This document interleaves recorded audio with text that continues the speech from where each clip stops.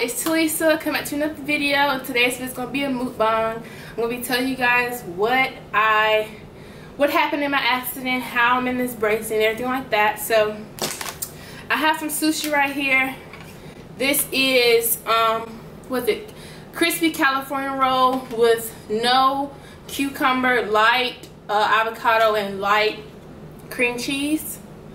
And then I have some spicy noodles right here, and I have 2 packs of this brand. And I just have some Fiesta cheese to put on top, and then I have this 7-Eleven watermelon drink right here. So let's make sure we're recording right now. And this is going to be a pretty quick video because I'm tired. I had to go meet with my internship this morning to get the last things situated. So I have some soy sauce. So if I'm too far from you guys, I'm sorry, but it's very hard to situate this setup when this brace is on. So there we go. All right. Okay, so let's try this roll. And no, I'm not super good with chopsticks, but I'm okay.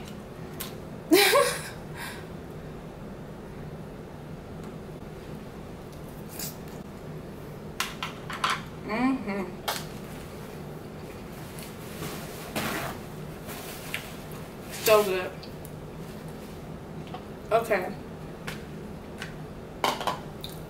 So on May the 26th, I was heading to work. And like I said, I was working at the nursing home. Here's the noodles. And I was working the first shift, which I don't really work first shift, but they needed help on first.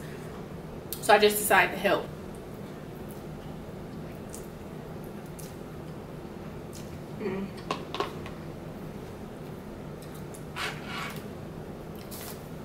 That's good.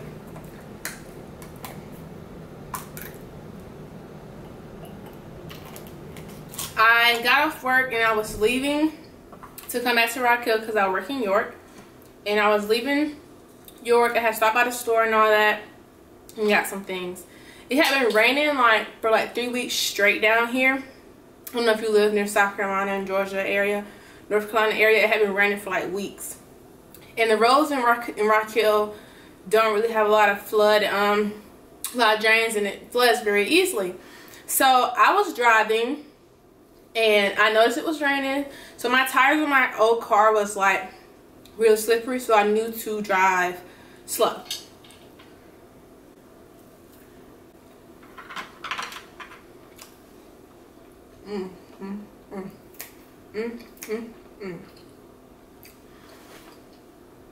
So I was driving slow and I saw a puddle. So we all see puddles, we slow down, take our foot off the brake so we can glide on through. That's what I did. But as I was going through the puddle, I was like, oh my God, this puddle is really deep, because it kind of took a hold of my car and it made me slow down. And slow down in the point where my car felt like it was kind of gliding on water. So I realized that this puddle was really deep, so I got on through and I'm like, dang, this is a really deep puddle. All of a sudden, my car loses control. So my tires are lost total control because of the water. So I start sliding. And I slide into the opposite lane. And I'm like, oh my God, oncoming cars are coming. Luckily, my car went back over to my right lane, but I couldn't control the car anymore. The car was out of control. So I just braced myself, and I noticed that I'm about to hit a ditch on the side of the road. So I notice I see it, I turn around, I see it. And to me, it went really slow, but I know it happened fast. So I see the ditch, I turn around, I'm like, oh my God. So I brace myself. So close my eyes, have both hands on my steering wheel, and just hold on tight. Hit the ditch, boom. Then I guess since I was kind of out of control, I made my car flip once. So my car, it's a Jeep, it's a Kia Sorento, flip once, did a whole flip, yes. And then I stopped by hitting another tree in the ditch. I mean, another ditch in a tree. So I realized it's been an accident, but as soon as the car stops, I feel excruciating pain in my chest and in my back. So I'm like, oh my God, I'm having a heart attack, I'm having a panic attack, I broke a rib, something, right? So luckily, there's like people who saw the accident. So I wrecked kind of right in front of a car. I mean, right in front of a house. So the lady heard it from inside her house, so she came outside. And then a girl saw it and she parked her car and came across the road.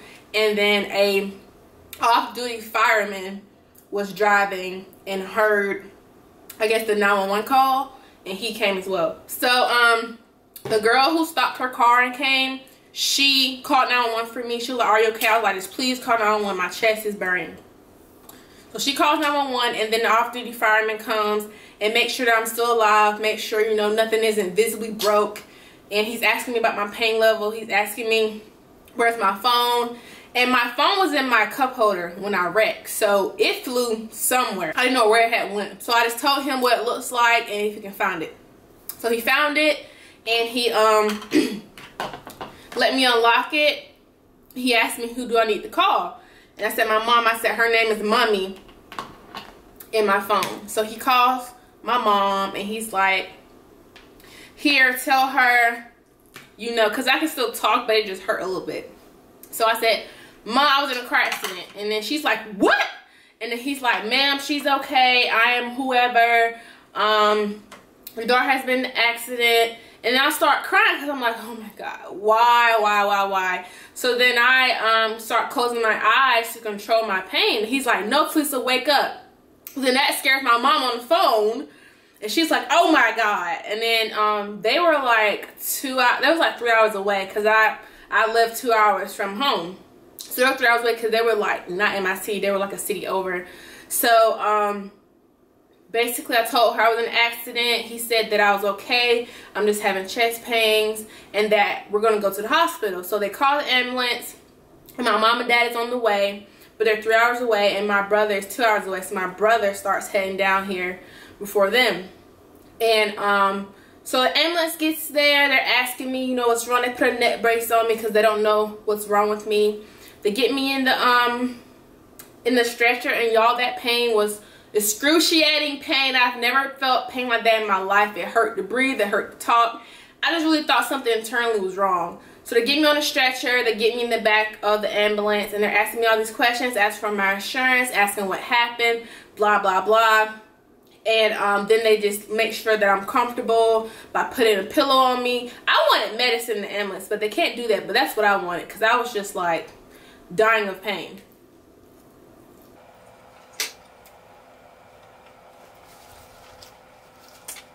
They're talking to me while we are on the ride. The ride was horrible because Rock Hill has a bunch of potholes. So the ride was horrible. Because every little movement I made, my back was hurting so bad. I get there, I get checked in or whatever, and then they have me laying down, and I have to lay flat because my back just hurts so bad. They wouldn't let me lay on my stomach, so I just had to lay on my back. And then